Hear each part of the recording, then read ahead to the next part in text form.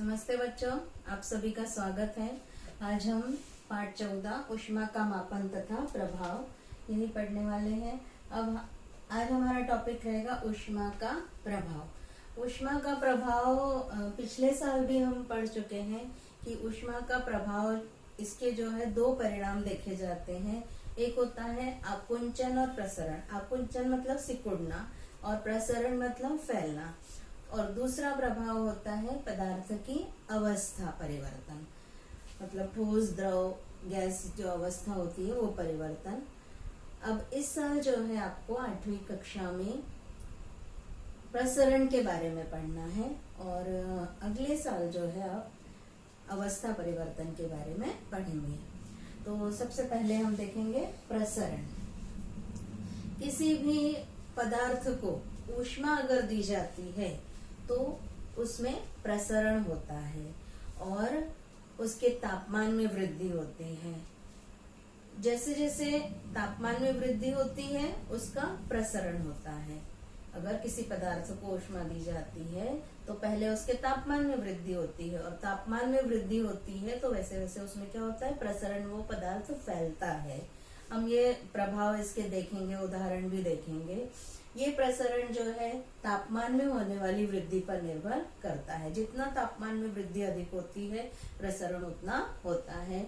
ऊष्मा के कारण जो है ठोस पदार्थ, द्रव पदार्थ और गैसीय पदार्थ, सारे पदार्थों का प्रसरण होता है। तो सबसे पहले हम आज देखेंगे ठोस का प्रसरण। यहाँ देखिए बच्चों, ठोस का प्रसरण ये 3 प्रकार से होता है। पहले ठोस का एक रेखीय प्रसरण। ठोस का एक रेखीय प्रसरण अर्थात तापमान में वृद्धि के कारण, यहाँ पर देखिए तापमान दिख रहा है, गर्म कर रहे हैं छड़ को, तो तापमान में वृद्धि के कारण तार या फिर छड़ के रूप में ठोस की लंबाई में होने वाली वृद्धि, इसको बोलते हैं ठोस का एक रेखीय प्रसरण। मतलब छड़ को अगर गर्म किया जाता है या तार को गर्म किया जाता है तो इसकी लंबाई में वृद्धि होती है। एक L1 लंबाई वाले छड़ का तापमान T1 से T2 तक बढ़ाने पर उसकी लंबाई L2 हो जाती है, मतलब लंबाई बढ़ जाती है। L1 लंबाई वाले छड़ का तापमान T1 से T2 तक बढ़ाने पर उसकी लंबाई L2 हो जाती है। छड़ की लंबाई में होने वाली वृद्धि यह छड़ की मूल लंबाई और होने वाले तापमान में वृद्धि का अर्थात डेल्टा T बराबर T2 माइनस T1 ये अनुपात होता है। अर्थात लंबाई में होने वाला परिवर्तन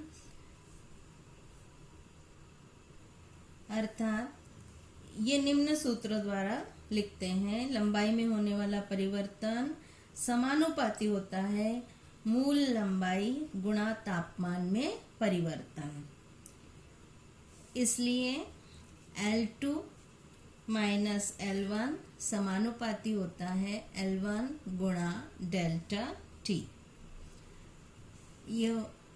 इसलिए L2 माइनस L1 बराबर लैम्बडा गुणा L1 गुणा डेल्टा T।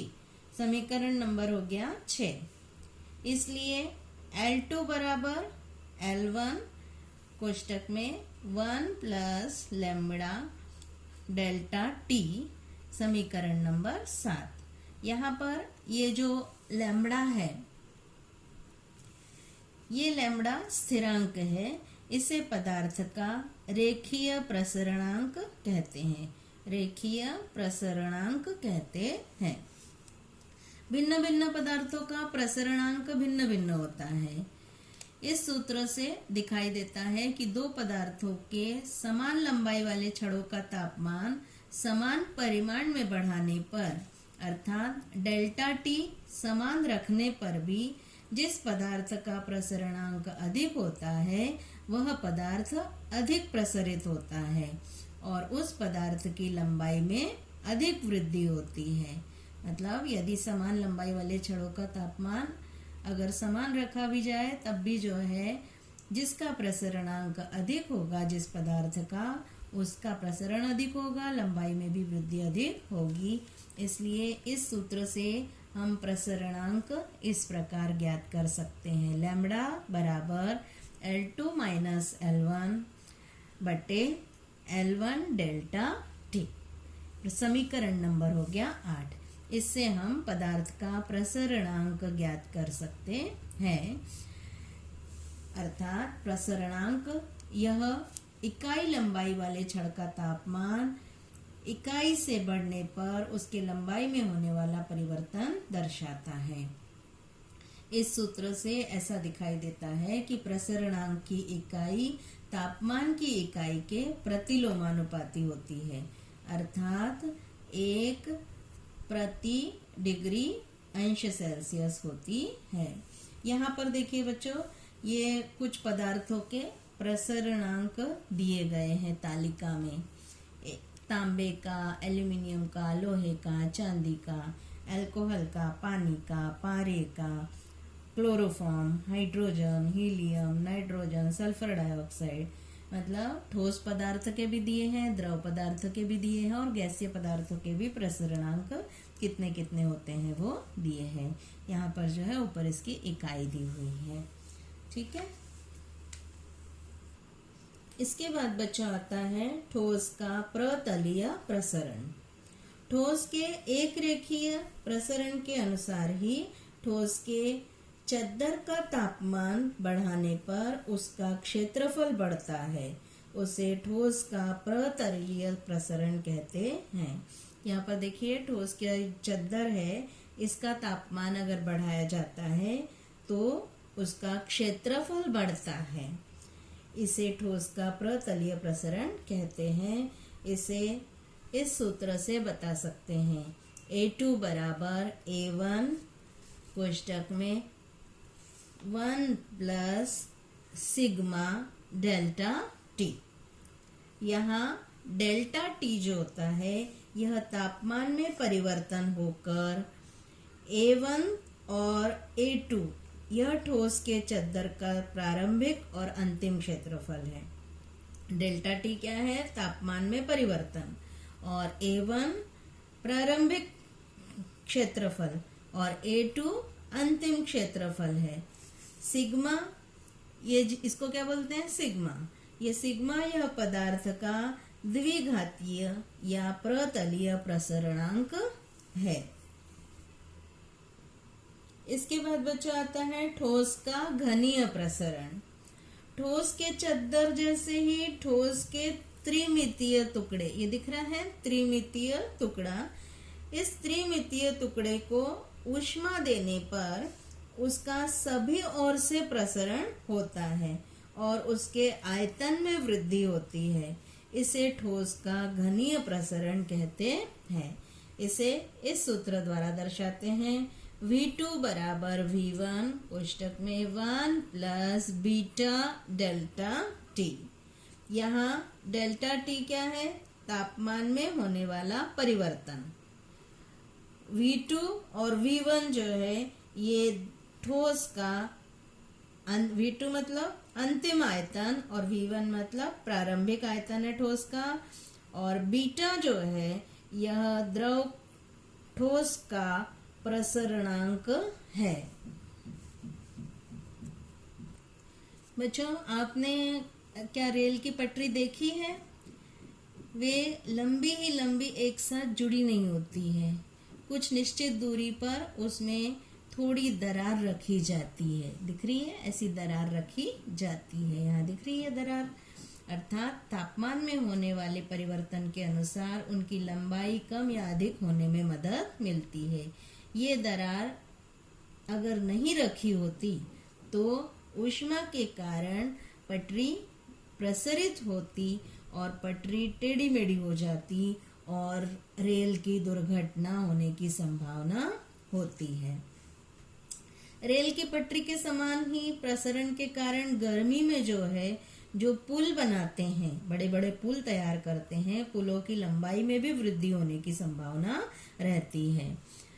डेनमार्क में 18 किलोमीटर लंबाई वाले द ग्रेट बेल ब्रिज, इसकी लंबाई गर्मी में 4.7 मीटर से बढ़ती है।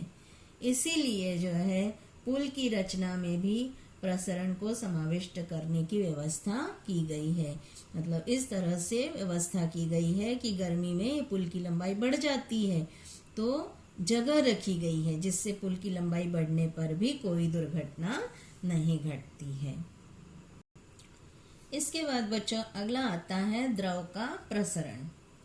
द्रव का निश्चित आकार नहीं होता लेकिन उन्हें निश्चित आयतन होता है, इसलिए हम द्रव का घनीय प्रसरणांक इस सूत्र से प्राप्त कर सकते हैं।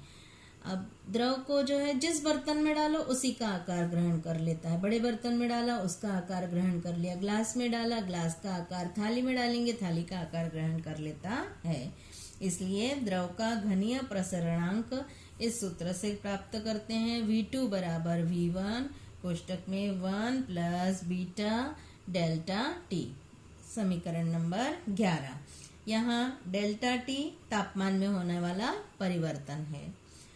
V2 और V1 द्रव का अंतिम और प्रारंभिक आयतन है और बीटा ये द्रव का प्रसरणांक है। जैसे ठोस का प्रसरणांक था वैसे ही द्रव का प्रसरणांक है।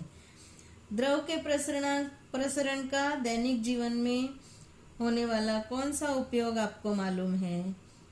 ऊष्मा का पानी पर होने वाला परिणाम या अन्य द्रवों पर होने वाले परिणाम की अपेक्षा थोड़ा भिन्न होता है। इसे ही पानी का असंगत व्यवहार कहते हैं। अब इसके पानी के असंगत व्यवहार के बारे में जानकारी हम आपको अगली कक्षा में पढ़ाएंगे। इसके बाद बच्चों आता है गैस का प्रसरण। यहाँ पर दिखाया गया है चित्र में, गैस का निश्चित आयतन भी नहीं होता है। गैस को ऊष्मा देने पर उसका प्रसरण होता है, परंतु गैस को एक निश्चित आकार के बोतल में अगर भर दिया जाता है तो उसके आयतन में वृद्धि नहीं हो सकती, लेकिन उसका दाब बढ़ता है। ये इस चित्र में दिखाया है कि गैस को जो है अगर किसी बर्तन में भर दिया जाता है तो उसके आयतन में तो वृद्धि नहीं हो सकती, लेकिन दाब जरूर बढ़ता जाता है। अब यहाँ पर देखकर कुछ प्रश्न दिए गए हैं, इनके उत्तर देना है आपको। अब पहला है घनत्व बराबर द्रव्यमान बटे आयतन। इस सूत्र के अनुसार बंद बोतल में गैस के तापमान में वृद्धि होने पर उसके आयतन पर क्या प्रभाव होगा? गैस के द्रव्यमान तथा आयतन में कोई परिवर्तन न होने के कारण गैस के घनत्व में परिवर्तन नहीं होगा।